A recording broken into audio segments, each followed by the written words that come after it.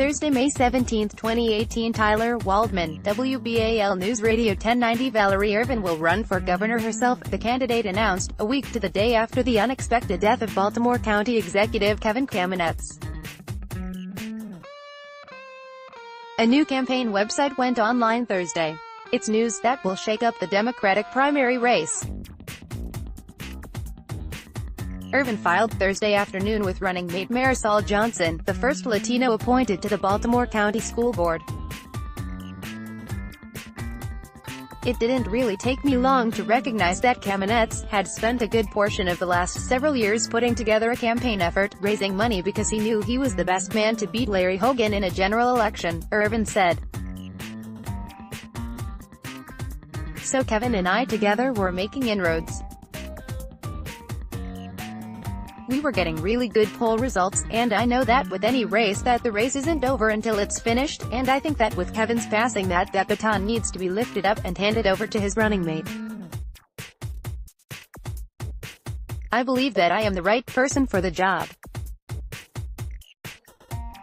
I think that he would believe that this is the right thing to do. Ervin discussed her plans with Kamenetz's family while sitting Shiva with them on Monday.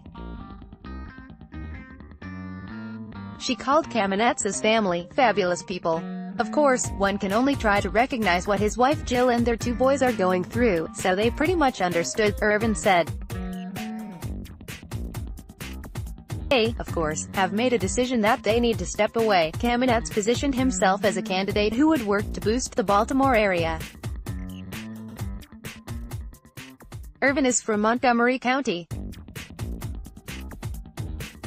Asked whether voters should worry that she would be less focused on Baltimore if elected than Kamenetz would have been, she offered assurances. All I can say is that Kevin chose me for a reason and that had we made it together to the State House, I would be governing for all of the state of Maryland, she said, adding that her running mate is someone Kamenetz knew who was already a supporter of the campaign. Valerie Ervin signing paperwork making her bid for Gov official with her running mate Marisol Johnson. pic.twitter.com/5iqskicks. David Collins, @thecollinsbull. May 17, 2018. Johnson filed in June 2017 for the 2nd District County Council seat, but withdrew in February. Born in El Salvador, she was adopted as a child by a Maryland couple. Thrilled to join Val in this campaign for Maryland's future, Johnson said in a statement. As a small business owner, I believe strong public schools, universal child care and pre-K, and good mass transit are essential to attracting the best businesses to our state. We are in dark times across the country, but there is hope. Together, we can build a better Maryland where people come before corporate profits. Ervin, an African-American progressive activist and two-term Montgomery County Councilwoman, knows her political base. African-American women, time after time in election cycle after election cycle, can be counted on to turn out to vote for Democrats. Perhaps, African-American women can look to Valerie Ervin as someone who can uniquely represent their point of view, Goucher College pollster Malaya Cromer said. It's good for her that she has experience as an activist as well as holding public office. I think she understands what it takes to win. The Baltimore County executive was in the Democratic race for governor when he died of cardiac arrest, leaving a vacancy at the top of the ticket.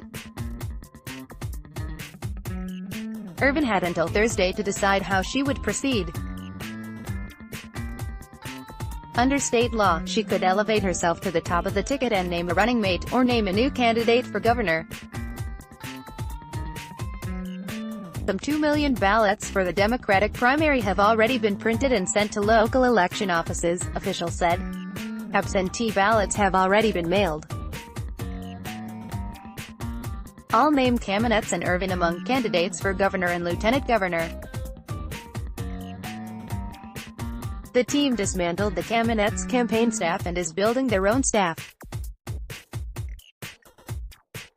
The team hired an attorney to sort out whether campaign funds from Kamenetz's old war chest can be used. No one is far and away a frontrunner, and when you slice and dice that electorate with 25% turnout, that opens the door to the possibility she might be able to make some inroads to chip away enough to win, Cromer said. Kamenetz selected Ervin as his running mate in February. She was the first black woman elected to that body and served for a time as council president. Former organizer with the United Food and Commercial Workers International Union, she became the director of the Center for Working Families after leaving office. Her platform includes improving public education, universal childcare, universal pre-K and a goal of powering the state on solely renewable energy. The news that Ervin would stay in the race was welcomed by competitors Prince George's County Executive Rush Baker and lawyer Jim Shea. As we look forward, we recognize that Kevin Kamenetz, like all the candidates for Maryland governor, made an important decision when he chose his running mate, Baker said. The most important part of that deliberation is choosing someone to continue on in your absence. With that in mind, and with respect for the tough decisions for all involved, we welcome Valerie Ervin's voice to the discussion on how to move Maryland forward as a gubernatorial candidate. We look forward to a positive and productive exchange. Shea said his thoughts remain with Kamenetz's family, and with Ervin. I would like to welcome Valerie to the gubernatorial race, he said. I know that we all share a dedication to making progress in our state, and I look forward to seeing Valerie on the campaign trail. The primary election is June 26, and early voting starts in a few weeks. WBAL TV 11 reporter David Collins contributed to this report.